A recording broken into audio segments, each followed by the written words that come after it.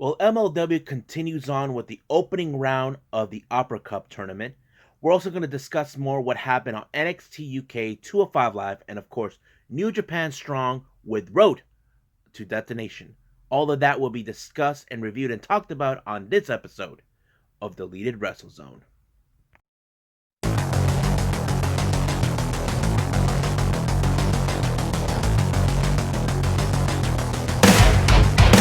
Are you ready? Get up, get up.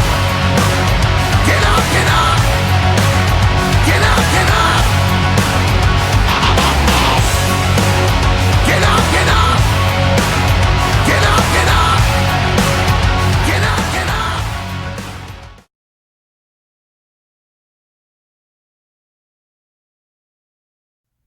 Welcome everybody to Deleted WrestleZone, all things that is pro wrestling from AEW, NXT, New Japan Pro Wrestling, Impact Wrestling, the National Wrestling Alliance, all promotions, matches, wrestlers, and championships.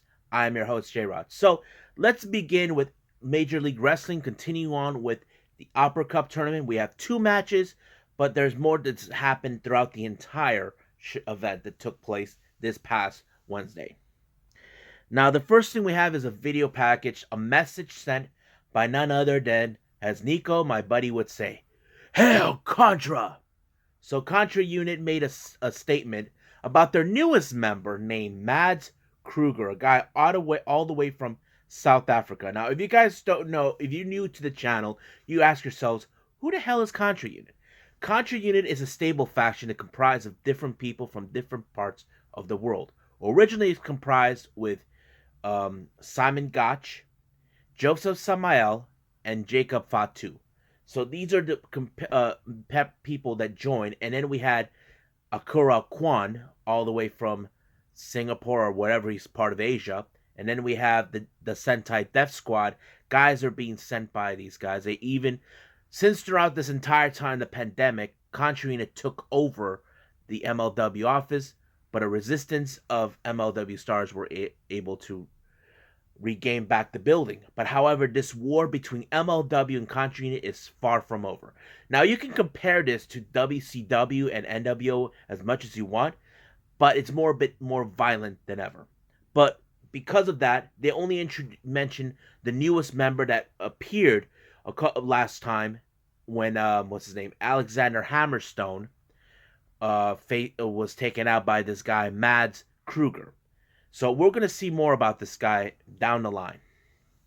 Now, the first match is the opening round of the Opera Cup tournament.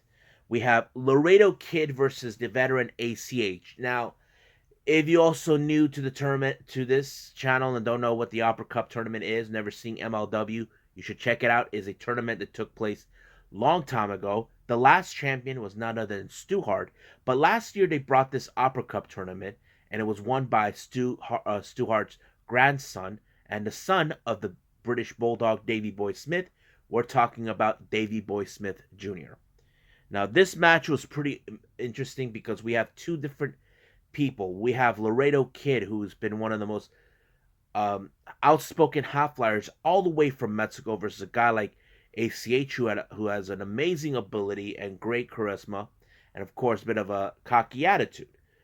So basically, to me, I was a bit biased on this match, but it was good, I'm not going to lie. But there had to be a winner, and the winner had to turn out to be ACH. So he is in this match completely. He moves on while Laredo Kid is out.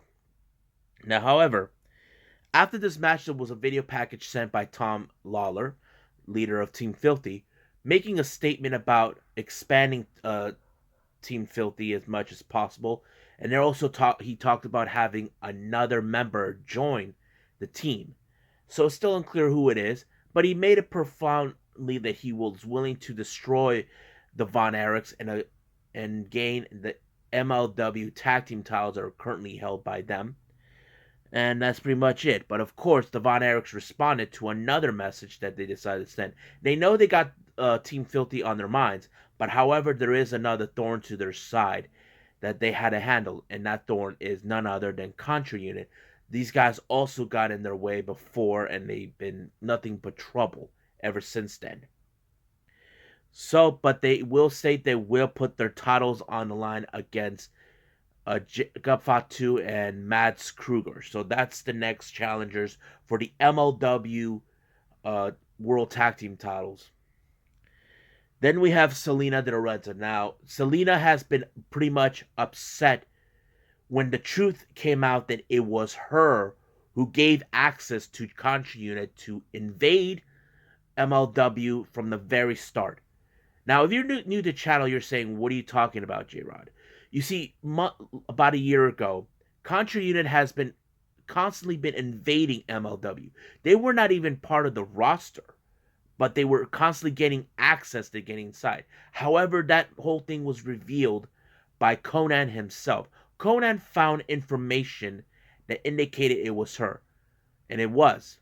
Selena was not happy that her license of production was revoked, but she did state that she will get her hands on Conan for getting in her business.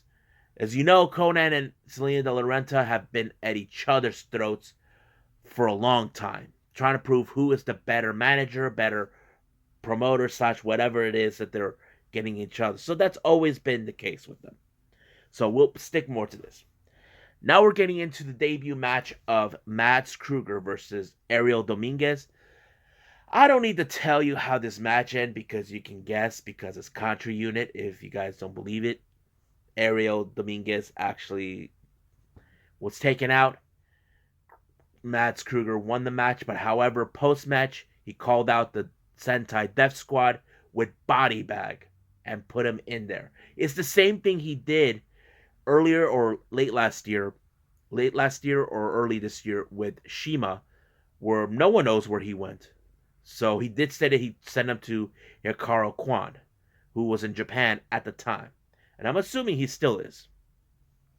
Now, Richard Holiday, a member of the faction known as Dynasty, he is now having issues with a former member of Dynasty. I'm talking about Gino Medina, who they instigated saying that Gino quit, but Holiday claimed that he lost, but that he fired him. But so he sent out a message about him that he dedicated the win he had in the Opera Cup tournament to him, saying that it doesn't matter, he'll never be successful. That he used him to gain notoriety to the Latin demographic, which is something that Gino did not like. So I'm assuming that Gino will get his revenge on him sooner or later. Now we get to the main event, which is the second part of the Opera Cup tournament opening round. We have a rematch from last year's when they were in the finals. We're referring to Low-Ki and Davey Boy Smith Jr. This is one of those good matches you have to watch. It's so good. I enjoyed it. Groundwork, submission, all of that. It's amazing.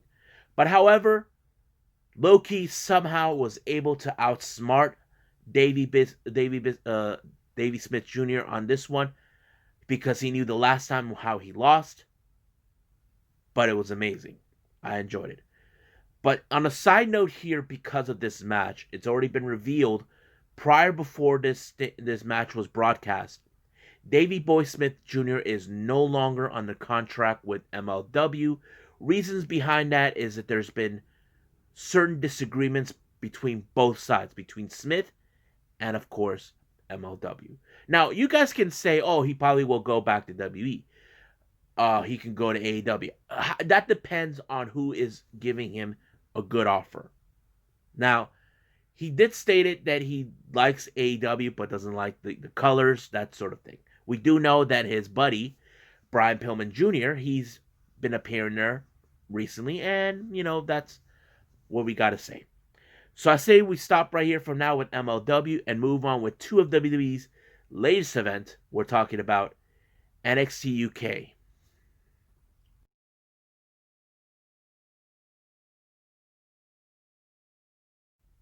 All right, it's NXT UK time. The opening round of the match was, in fact, Rampage Brown versus Saxon Huxley. Now, this match came about a week ago where Rampage Brown had no clue who he's going to face. But however, Saxon Huxley, who was right close by, called him out. So basically, he became the challenger. Now, the real question you probably ask, was he matched to him?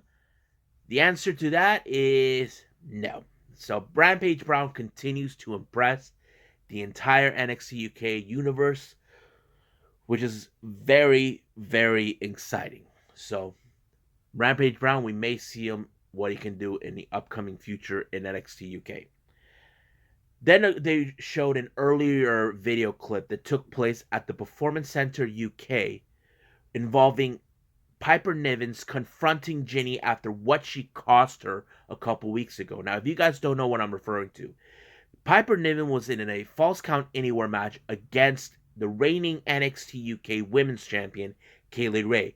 Ginny, on the other hand, got involved. Now, Ginny had it with Piper Niven's taking the spotlight, believing that it should be her facing for the NXT UK Women's Championship. So basically, Piper Nivens did not appreciate Ginny calling her out, costing her the title, and now getting in her face. So basically, this is now a feud. Who will get a shot of the title, even though Kaylee Ray has proven her dominance time and time again. It doesn't matter if she cheated her way, or she got lucky, or someone got and decided to interfere in her match. So that's how it's been played out. Now, we get a backstage little something.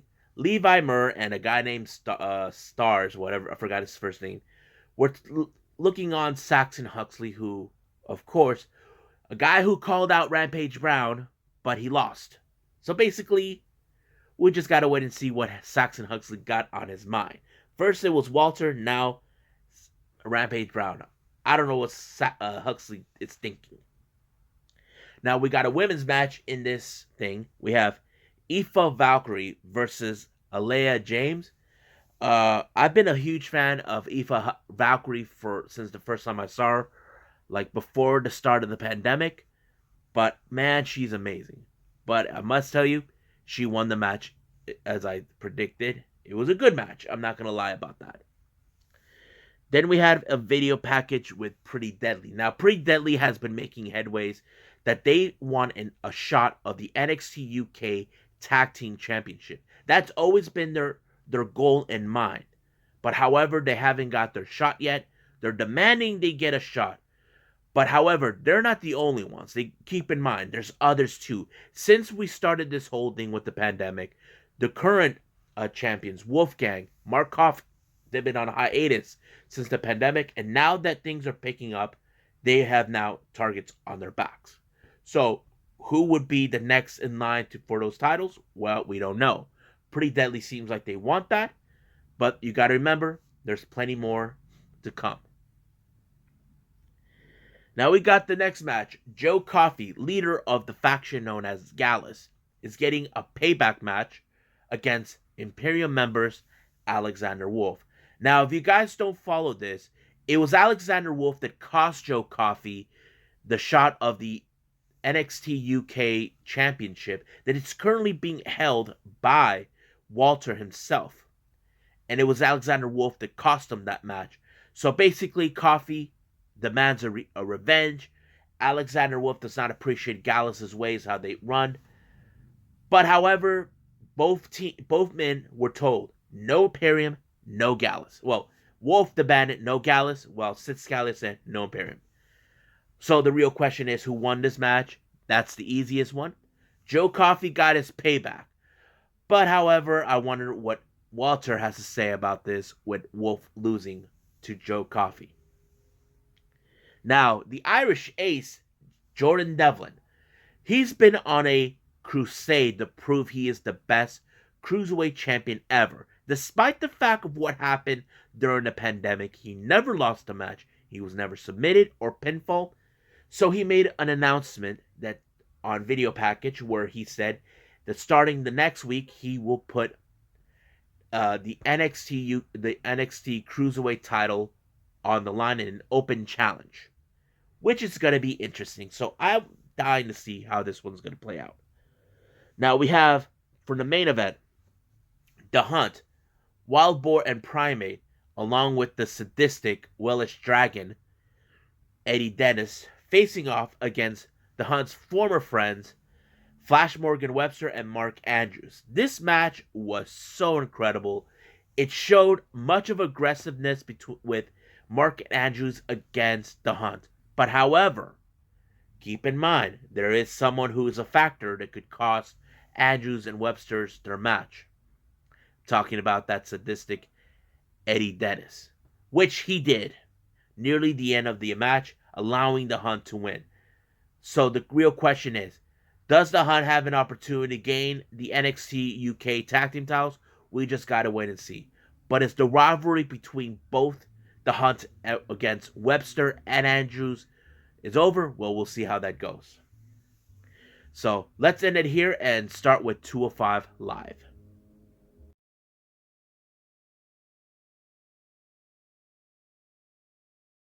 Alright, it's 205 Live. So they only had 2 matches, but I'll reveal it anyway. The opening match is a tag team match with the Bollywood Bouz versus the most controversial tag team at this point, Everrise. Now, we haven't seen these guys since what they did on NXT, where they attacked both Imperium and grizzled young veterans. Now, they have continued to make a statement that they are here to stay. They will not be denied what they're there for. But they did take the Bollywoods to the limits and proven themselves to be a formidable tag team. And that's what they did this entire time. So that they ended with the victory. But if I were them, I would watch my back because I don't want grizzled young veterans or Imperium, both Eichner and Bartel, coming right behind you. So that's the last thing you need at this point. Now, this past NXT show, it was supposed to be a Santos Escobar, the current Cruiserweight champion, versus the newcomer Curt Stallion. Now, that match was scrapped due to the attack made by Legado del Fantasma. As you know, Santos doesn't want to put the title. He is not impressed by a guy like Curt Stallion, who's out to prove something that he feels that he doesn't deserve, because he wants to be the best of the best, the greatest Cruiserweight champion, and to ensure that the Lucha Libre style doesn't consider a joke, that he feels that everybody's disrespected. Not a lot of people disrespect it, but that's how he feels about it. But it's still on between both men. And if I was Curt Stallion, I get myself some backup. But however, he was not cleared to wrestle that very particular night, but he was cleared to wrestle for 205 Live against someone he has familiarized with himself with. I'm talking about Ariya Daivari. This match was also one of those matches where Ariya Daivari is trying to prove, since he's a 205 original, he's not going to tolerate a newcomer like Curt Stallion stealing his spot. So, did it work? The answer to that, no. Curt Stallion put a lot of heart into this match to prove he belongs there. So he ends up winning the match, and of course, Ariya Daivari has to go back to the drawing board. But does Curt Stallion has another opportunity for the NXT Cruiserweight title? I have to say he does. But like I said before, he needs to watch his back against Santos Escobar and his members of Legado del Fantasma, Wild and Mendoza. So I'm going to end it right here for you guys. So let's jump in with New Japan Strong.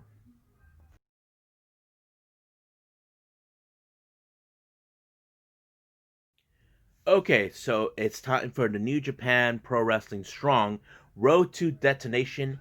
So the opening round is, of course, a singles match between one half of the Regal twins, Sterling Regal, along with his brother Logan, versus the DKC, along with Clark Connors. Now, as you know this, Clark Connors defeated the last time Logan Regal, but now it's Sterling Regal to face off against the DKC.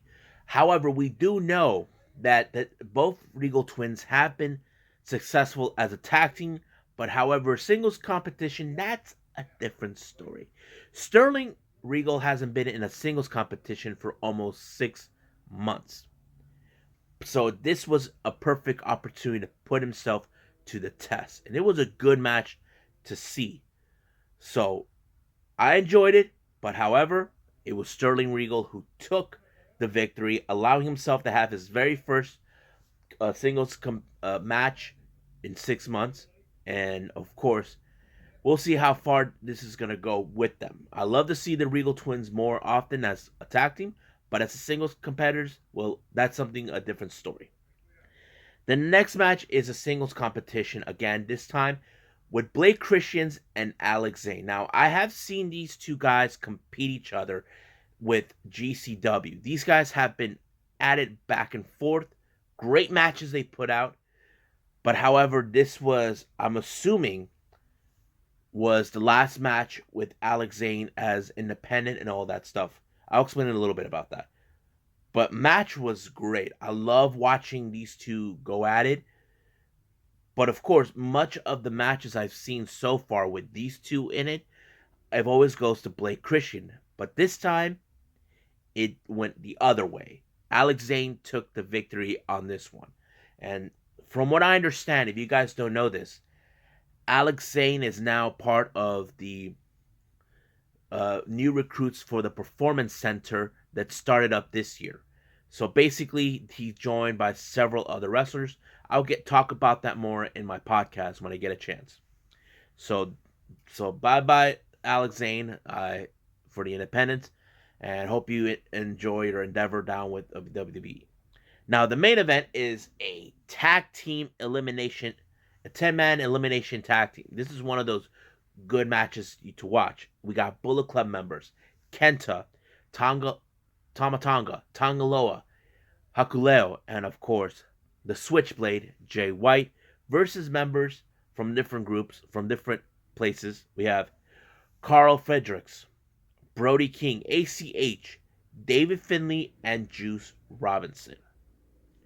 Now, basically, much of the match, it kind of focusing on who's the much bigger threat. The first person that was eliminated was Hakuleo, so he was the bigger threat that they removed. And it was very smart. And then all of a sudden we have Carl Fredericks removed fast as possible. Then Tangaloa.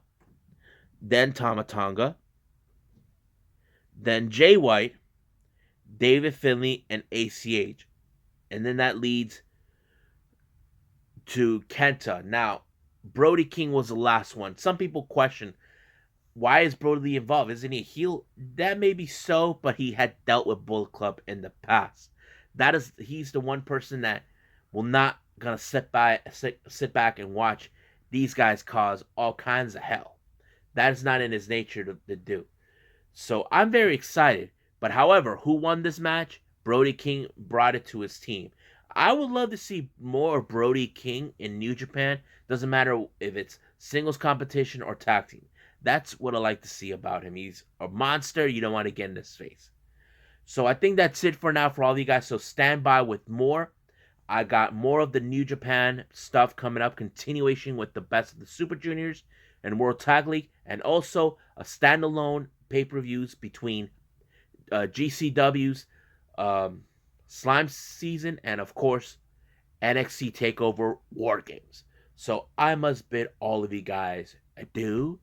So, goodbye. Mwah! And have a nice day.